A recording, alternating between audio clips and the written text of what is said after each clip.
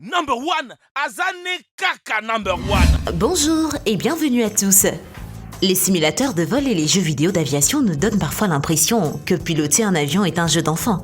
Mais c'est un peu plus compliqué que ça. Ces pilotes qualifiés effectuent certains des atterrissages les plus difficiles et les plus dangereux imaginables. Donc, voici pour vous aujourd'hui les atterrissages les plus difficiles et les plus dangereux au monde.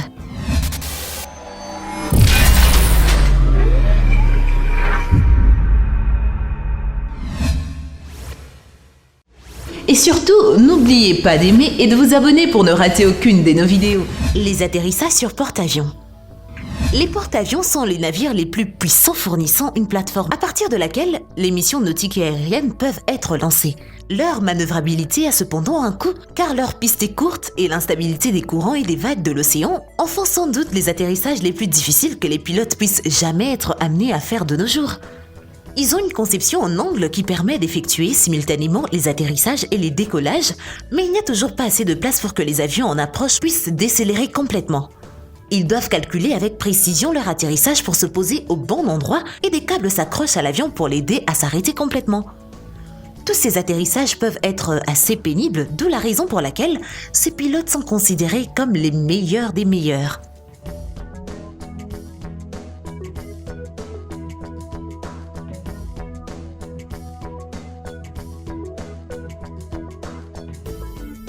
L'aéroport de Paro. L'aéroport de Paro est le seul aéroport international du Bhoutan, mais dans un pays entouré par les montagnes de l'Himalaya, les approches sont pour le moins délicates. Situé dans une vallée près de la rivière Paroshu, les pics voisins atteignent une altitude de jusqu'à 5,4 km et les conditions météorologiques qu'elles créent font d'elle l'une des pistes d'atterrissage les plus dangereuses au monde. En fait, les pilotes ont besoin d'une certification spécifique pour voler ici, et il y en a moins d'une vingtaine qui la possèdent. Même si les vols ne sont autorisés que pendant la journée, et lorsque les conditions météorologiques sont suffisamment claires pour voir la piste et le terrain environnant, mais cela en fait certainement une approche stressante pour tout le monde.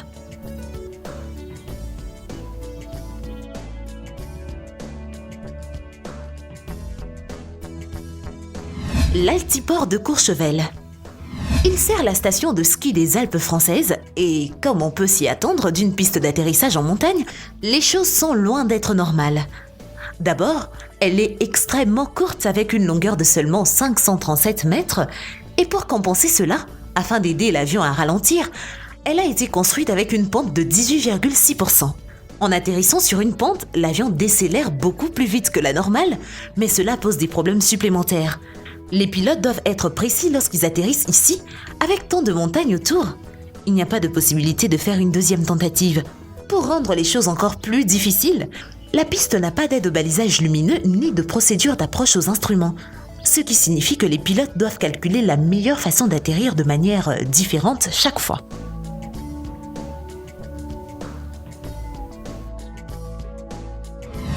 L'aéroport international de Gibraltar. L'aéroport international de Gibraltar est un morceau de terrain à l'extrémité sud de la péninsule ibérique et en tant que partie du Royaume-Uni, elle est séparée du reste de l'Espagne avec laquelle elle est reliée. Avec un petit espace, c'est un miracle qu'il y ait eu de la place pour construire un aéroport. Mais cela s'est fait avec les compromis que cela implique. Il peut sembler qu'il n'y ait rien de trop inhabituel dans l'approche. Mais les pilotes doivent faire face à des vents rudes qui soufflent à travers la Méditerranée et doivent chronométrer parfaitement les choses. Contrairement à la plupart des aéroports où la piste est utilisée lentement pour les décollages et les atterrissages, celui d'ici est coupé par les autoroutes les plus fréquentées de la ville. Si vous atterrissez trop tôt, vous vous retrouverez peut-être à vous faufiler dans une ligne de circulation. Les avions devront constamment être à l'affût au cas où les usagers de la route auraient manqué les avertissements d'arrêt à l'approche d'un avion. L'aéroport de Narsarsuaq. Cet aéroport est situé dans le sud du Groenland et est l'un des deux seuls pays à pouvoir accueillir des gros avions. C'est un centre de transport vital pour la région entourée de glaciers et de montagnes. C'est une approche difficile, même pour les pilotes les plus expérimentés, et il n'est pas rare que des légères erreurs de calcul conduisent les avions à déraper de la piste. Il est si difficile de voir les sommets près de cet aéroport, mais il y a eu 2 accidents mortels à la suite de l'impact sur les calottes glaciaires à l'approche finale pour l'atterrissage.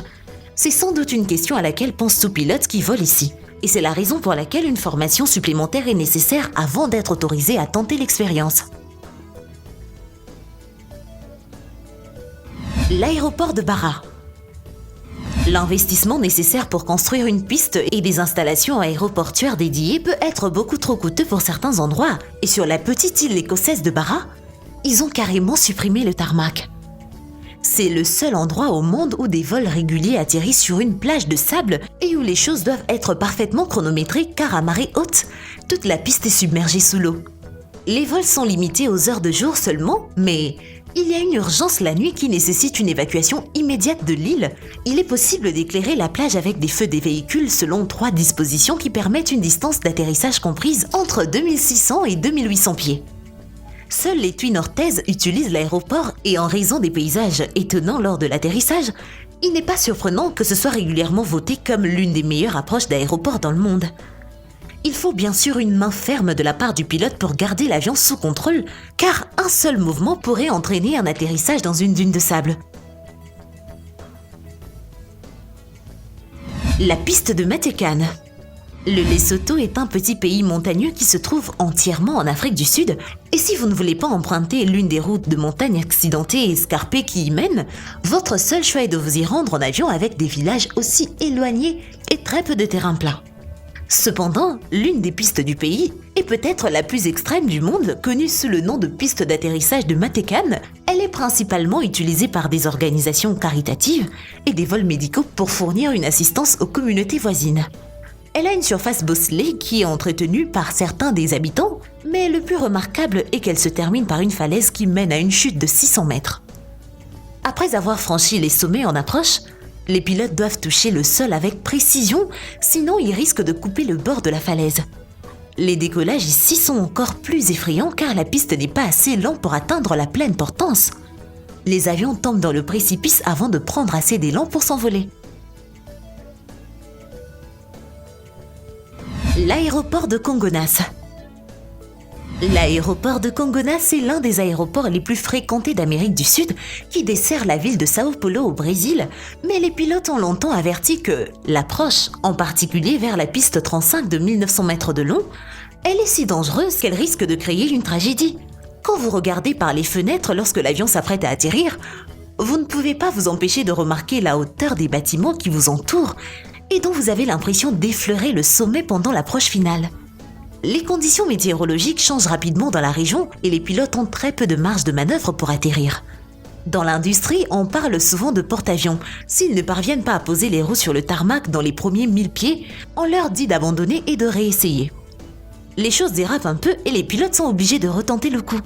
C'est pourquoi les autorités aéroportuaires ont dû introduire des limites strictes au nombre d'avions pouvant y atterrir chaque heure, afin que personne ne se sente contraint de prendre des décisions qui pourraient entraîner encore plus d'accidents.